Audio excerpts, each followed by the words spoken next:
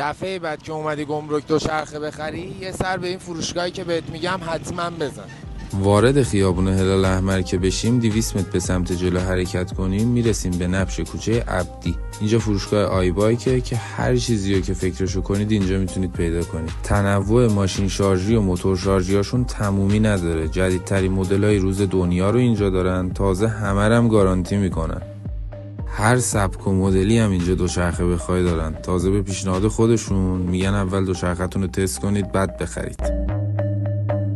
دوچرخه‌های بچگونه‌شون هم تمومی نداره. شما هر رنگی که دوست داشتین میتونین برای کودکتون دوچرخه انتخاب کنین.